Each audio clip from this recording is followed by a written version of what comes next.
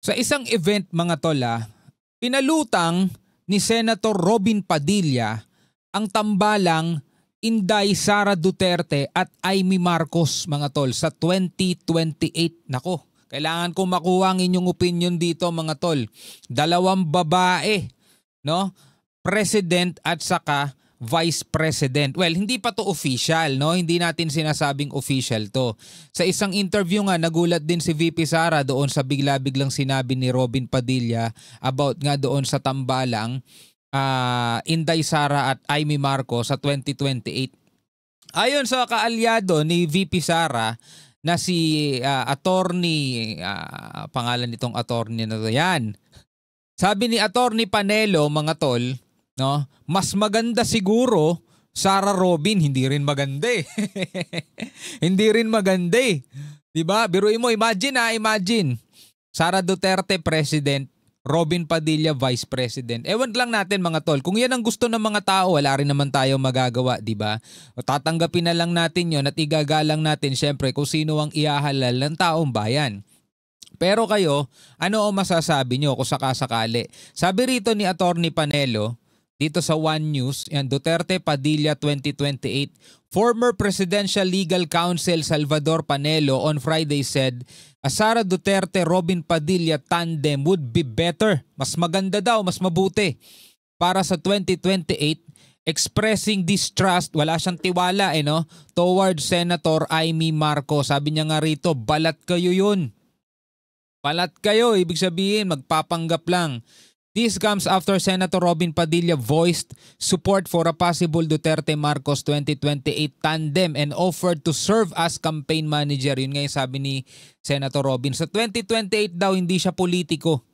Magiging campaign, campaign manager ng Sara Duterte at Amy Marcos, mga tol. Ano masasabi nyo doon? Sabing gano'n ni Panelo, wala siyang tiwala kay Amy eh. Mas maganda siguro Sara Robin Padilla. Grabe no? Yung Amy wala eh. Balat kayo yun. Kaya hindi ako nagtitiwala doon. Maraming hindi nagtitiwala doon. Sabing ganun. Hindi lahat ng DDS mga tola, hindi lahat ng Duterte, basta-basta na lang susunod sa kung ano ang sinasabi ni Vice President o ni mismong FPRRD. Yung iba nag-iisip na rin eh. Katulad halimbawa nito ni Panelo. Nasa side siya ng mga Duterte. Siyempre loyalist. DDS loyalist mga tol.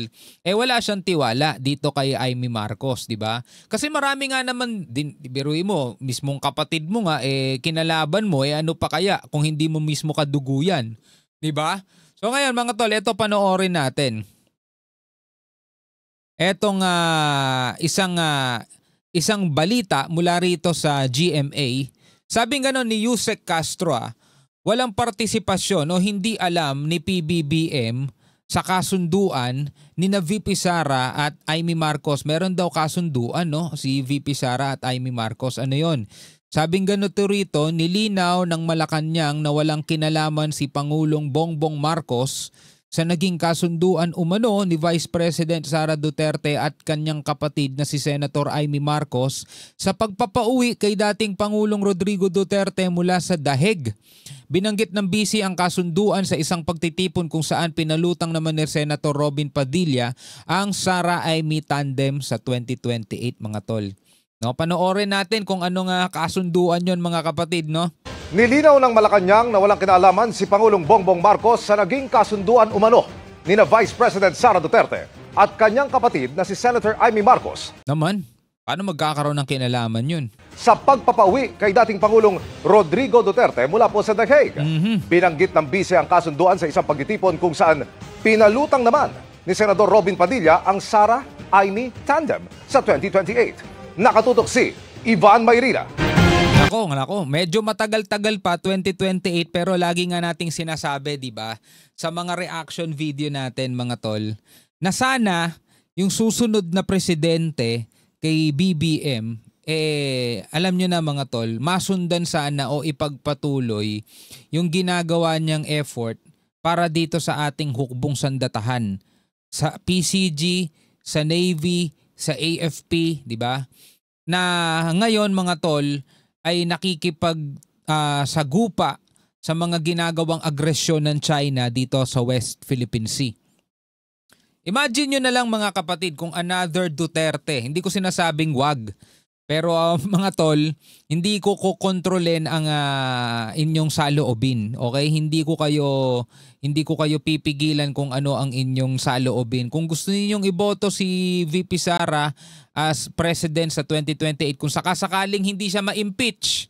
Kaya nga minamadali na siyang i-impeach mga tol kasi ang gusto talaga ng marami hindi na o ma-disqualify na siya bilang candidate sa presidential election sa 2028. Kasi if sakasakali lang na siya ay ma-impeach, mawala siya bilang vice president, hindi na siya makakatakbo as president sa 2028. So yan ang naglalabanan ngayon mga tol. Diyan nakafocus ang sambayan ng Pilipino at ang ating mga mabubuting lingkod bayan. Diyan sila nakafocus ngayon.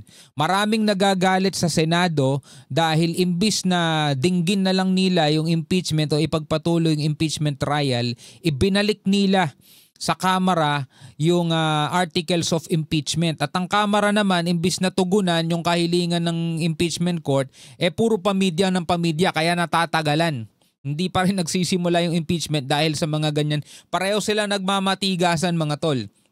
Diba? At dahil din naman sa pagpapamidya ng tawag dito ng prosecutors is napepuwerso naman nape-pressure o yun ang gusto nilang mangyari, pressure yung Senado sa pamamagitan ng media, ng maraming nagrereklamong mga mamamayan na gustong-gusto na talaga ma-impeach si Sara Duterte. Pinipressure nila mga tol ang Senado. Ewan lang natin kung magpapapressure ang Senado Pero yun na nga, tuloy natin to.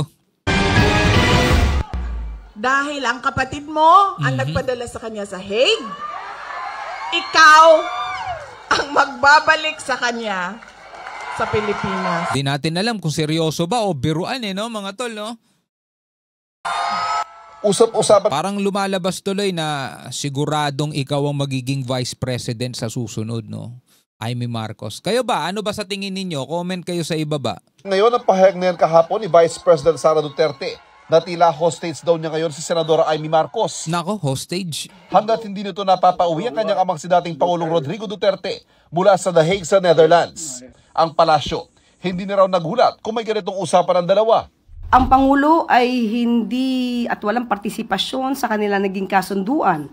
It is, the President is not a privy to the contract or agreement between a user and a person willing to be used. Siyempre mga tol, alam naman natin magkagalit yung dalawang yun. Bakit magiging participation? Magkakaroon ng participation dyan si PBBM. Diba? Mahantong na nga sa patayan yung gusto mangyari nitong dalawang to Hindi walang kinalaman ng Pangulo sa kontratang kanilang pinasukan. Yung isang tao na manggagamit. Manggagamit ang tawag niya kay VP Sara. At isang taong willing magpagamit. At willing magpagamit si Amy Marcos. Sinusubukan namin makuha ang panig ng Vice Presidente at Senadora Marcos. Bukod dyan, pinag-uusapan din ngayon ang pagpapalutang ni Senador Robin Padilla ng Sara Amy tandem sa 2028 presidential elections. Magkakasama sina Padilla, Duterte at Marcos sa pagtitipon ng mga OFW sa Araw ng Kalayaan sa Kuala Lumpur sa Malaysia.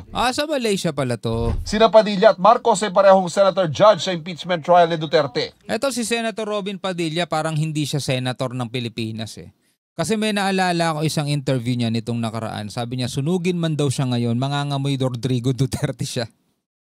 Mangangamoy Rodrigo Duterte daw siya mga tol kapag sinunog siya. So alam niya, senator to ni FPRRT mga tol. Kaya hindi na rin tayo magtataka kung bakit ganito siya magsalita. Dito sa Malaysia, nakikita natin ang dalawang babae na magbubuklod sa Pilipinas. Dalawang babaeng magbubuklod sa Pilipinas, mga tol. Hindi ako sa mga babae. Hindi ako against sa mga babae, pero kasi ang pagiging leader, para talaga sa lalaki, mga tol, lalong-lalo na kung hahawak ka ng bansa, di ba? Not against sa feminism, pero lalaki pa rin talaga dapat. Andiyan si Inday Sara Duterte at si Amy Marcos. Yan ang totoong reconciliation. Si Robin Padilla, sa 2028, campaign manager ako ni Inday Sara Duterte at ni Amy Marcos. Nang tanungin si VP Sara tungkol dito pagkatapos ng pagtitipon, sabi niya, Nagulat din ako sa Sara Amy ni Senator Robin at nung umakyat sa stage si Senator Amy at tinanong siya ni Robin, uy, ano ba yan? Tapos sabi ni Senator Robin, basta umuo ka na lang. So, umuo ka na lang, no? Palabas lang naman to eh, basta umuo ka na lang. Sinusubukan pa namin kunin ang panig ni Senadora Marcos ukol dito. Para sa GMA. Basta ako mga kapatid, bahala na lang ang hinaharap kung ano mangyayari sa hinaharap. Kung sila mapagpapasyahan ng taong bayan, kung sila ang susuportahan ng taong bayan, wala naman din tayong magagawa kundi igalang yan. Diba? Suportahan na lang din syempre para din naman yan sa kapakanan ng ating bansa. Yun nga lang mga tol, kung ang iniisip ko lang naman kasi mga tol is yung kalagayan ng ating mga kasundaluhan ng PCG at ang ating soberanya. Mga tol, ha? Yun lang naman ang aking iniisip. Alam nyo na kung anong ibig ko sabihin. Kung sakasakali Duterte ang maging presidente next election, presidential election, hindi ko alam kung ano ang magsusunod na mga magaganap dito sa West Philippine Sea. Akin lang mang iniisip lang naman yun, no? Wala naman akong ibang gustong ipahiwatig. Anyway, mga kapatid, bilang mga Pilipino, ano ang masasabi ninyo dyan? Comment na lamang kayo sa ibaba. Hanggang sa muli, ako nga pala si Shovel D. Peace out.